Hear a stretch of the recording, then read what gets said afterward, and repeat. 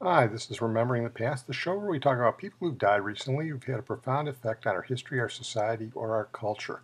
Tonight we're going to start out with Ronnie Gilbert, who died recently at the age of 88. Ronnie Gilbert, nice Jewish girl from Brooklyn, and she was the female lead in the Weavers, the top folk singing group of the late 1940s and early 1950s in the United States. We talked about the Weavers before, and we talked about Pete Seeger, and Ronnie Gilbert and the Weavers were at the nexus of folk singing and leftism politics during and after World War II. Pete Seeger was one of the Weavers. People don't like to talk about the socialist and communist influence in folk singing, but it goes back to the early 1940s, even the late 1930s. During the Depression, there were a lot of leftist leanings in the United States, especially in the East Coast of the United States and on the West Coast in the Bay Area.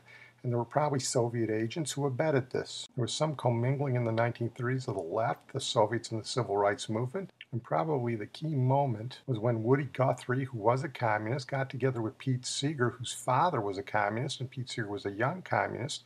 In the early 1940s, they were singing songs to keep America out of World War II. They called it an imperialist war. Of course, that was before the Nazis invaded the Soviet Union. And they sang songs to get the United States involved in the war because the Soviet Union was losing. They formed the Almanac Singers, who were a folk singing group that basically became the Weavers after World War II. Ronnie Gilbert and her friend Hellerman joined the Weavers in 1949, along with Fred Hayes, who was a socialist from Arkansas, who all joined together with Pete Seeger. They were scuffling around Greenwich Village, playing the Village Vanguard, when the great arranger Gordon Jenkins came in, heard them in 1949, and offered them a contract with Decca Records, and this two-sided hit made them the #1 singing group in the country. We've played these songs before, but I'm going to feature Ronnie Gilbert's voice on them this time.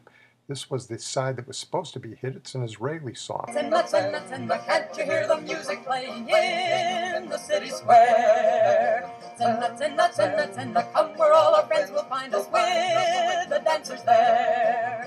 Can't you hear the music playing in the city square? Come where all our friends will find us with the dancers there. Can't you hear the music playing? It was a big hit, but the flip side was an even bigger hit, one of the biggest songs in the 1950s. It was written by a black southerner, Huddie Ledbetter, called Leadbelly, who didn't really have any politics, but he was recruited to the movement by Woody Guthrie. Sometimes I live in the country, sometimes I live in town, sometimes I take a great notion to jump into the river and drown. Irene, good night. Good night, Irene. Good night, Irene. I'll see you in my dreams. For those of you who doubt any folk singing leftist connection, that was the song that Ethel and Julius Rosenberg sang to each other when they were sentenced to death. Not a coincidence, as we say. Anyway, the Weavers wanted to have it both ways there in the early 50s. They were leftists, but they also wanted to be a popular singing group, and it didn't work that way during the McCarthy era. Here's a couple of songs they sang featuring Ronnie Gilbert where they tried to stay away from politics. An old folkie that Lonnie Donegan turned into skiffle a couple years later. You gotta ride it like you find it, gets the ticket at the station for the rock out of mine. Little Evelina sitting in the shade, Counting on the money that we ain't made. oh, the rock out of line, it is a mighty good road. Oh, well, the rock out of line, it is a road to ride. Oh, well, the rock out of line, it is a mighty good road. But if you want to ride, you gotta ride it like you find it, get some ticket at the station for the rock out of line.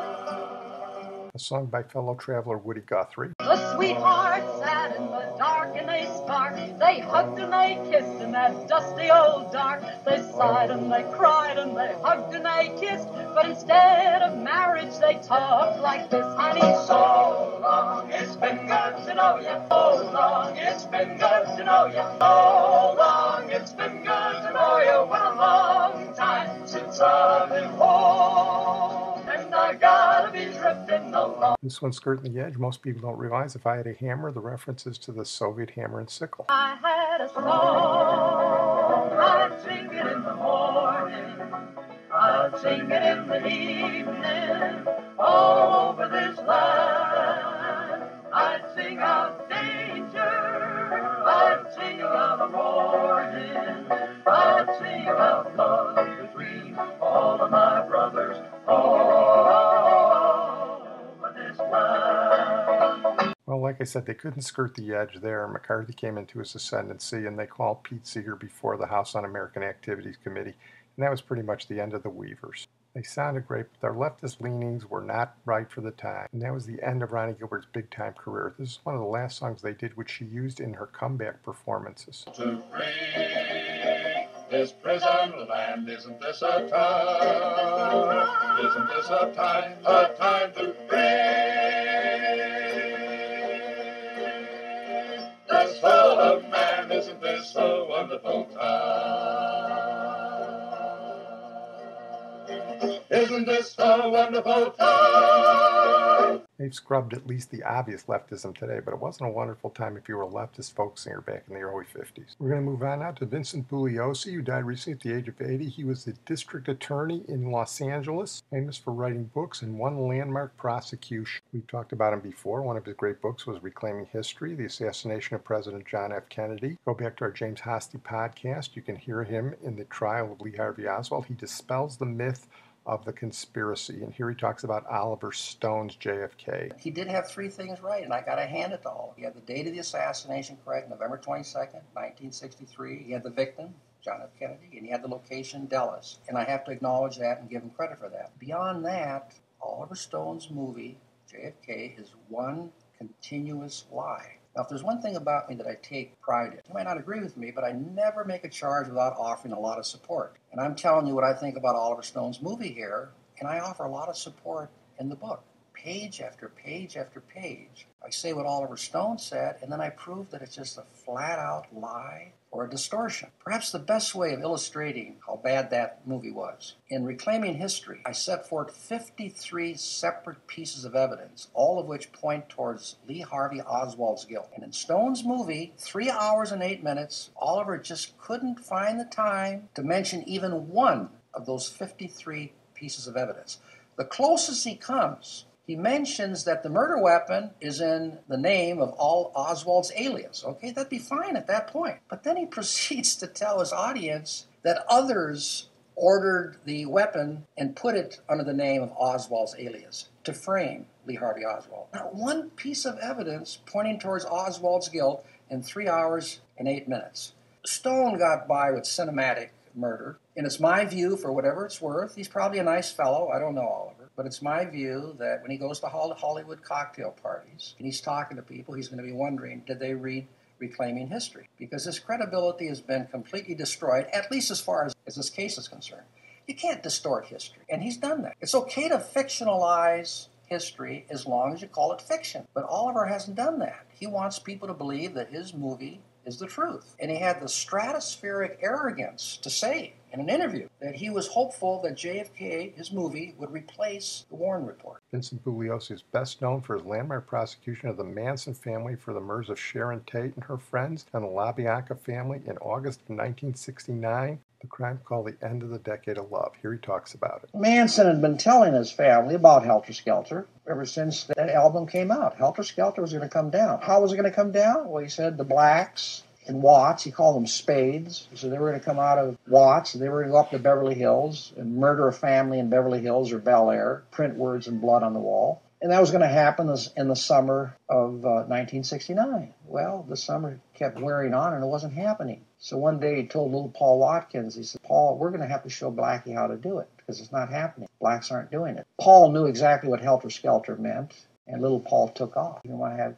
anything to do with it. On the late afternoon of August the 8th, he told his family, now is the time for Helter Skelter. Tells Tex Watson to go to the former home of Terry Melcher, Doris Day's son, murder everyone on the premises. Tells the girls, get some dark clothing and a knife, go with Tex, do everything that Tex tells them to do. And that night, as you well know, Sharon Tate and 4 other people were brutally murdered, stabbed to death. 3 of the victims were also shot. With the overall motive of Helter Skelter, as long as that residence represented, number one, the establishment and the establishment's rejection of him, they chose that residence. He knew that Melcher was no longer living there. Terry could never get that out of his mind. I said, Terry, Manson went to the residence 4 months earlier looking for you, wanted to prevail upon you again to audition him, and was told that you're living in Malibu. You moved out. He was not looking for you that night. But the overall motive of Helter Skelter didn't make any difference whom they killed, as long as they were Caucasian and appeared to be people of easy circumstances. And I was telling you about this supplementary motive of viciously striking out at the establishment, particularly the establishment's rejection of him. And I think this home represented the establishment to him. It was not after Terry Melcher. Krenwinkel, the main person she killed, she may have participated in a couple others, but the main person, no question, was Abigail Folger, chased her out to the front lawn. Watson was stabbing everyone, with the exception, he claimed early on, Sharon Tate. But then in a later book, he admits stabbing Sharon Tate. So Watson was the main killer. Here's a guy who told his psychiatrist that he said, you know, during these murders, these victims, with a smile on his face, he said these victims were running around like chickens with their heads cut off. Susan Atkins, there's a real problem.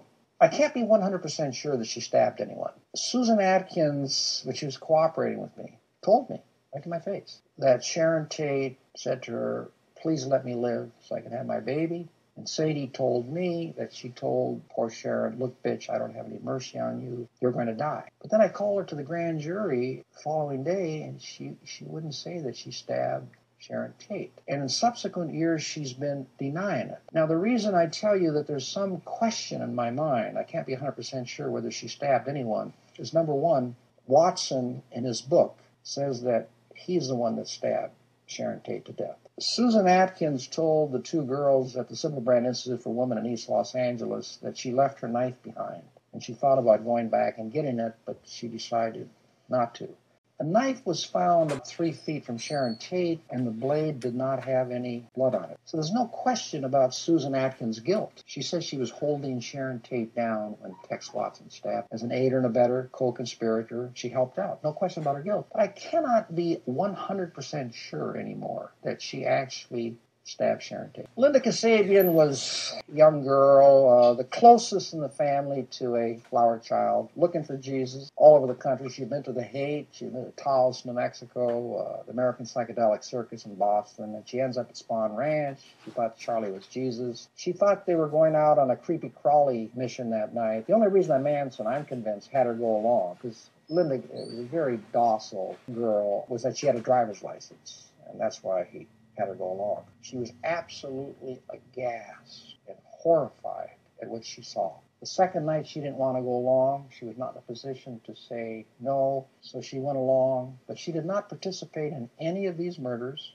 And she told me that at the time of the murder, she said, I knew, Mr. Bugliosi, that I was going to be the one that was going to have to tell the world what happened. First opportunity she had, she fled back to New Hampshire, left the family, waived extradition, came back to L.A., didn't ask for anything. Her lawyer got her immunity, justifiably so. Excellent witness for the prosecution. She was on the witness stand for 17 days of cross-examination, and they couldn't break her down at all because she was telling the truth, brutally truthful, even in instances where she was saying things harmful to her personal interests. No, she did not participate in these murders. I definitely think she was cut out of different cloth than the co-defendants. One illuminating vignette about Linda. I took her up to the Tate residence after the murders to have her point out to me certain things that she had seen. And we come up to the gate, and there's 4 very vicious, snarling dogs on the other side of the gate, just barking their heads off. And Linda started to cry, and I said, why are you crying, Linda? And she said, why couldn't they have been here that night? Manson got these people to kill for him and thought in his mind he would be helping to immunize himself from criminal responsibility, get other people to kill for him. It was more difficult to convict Manson because he was not physically at the scene. He briefed the killers when they got back to Spawn Ranch, knowing that these victims were screaming out into the night for their lives. He had to know that soon thereafter, police would be swarming all over the premises. Manson was capable of killing. He shot lots of Papa, left him for dead, participated in the murder of Shorty Shea. He had them go there so they would be responsible, and he thought that maybe he could insulate himself. I'm going to close on that note. I want to thank my producer and IT genius, Sid Tepps. Of course, we have to close tonight with the Beatles song from the White Album written by Paul McCartney that Bugliosi's book and the murders were based on, Helter Skelter. Coming down fast on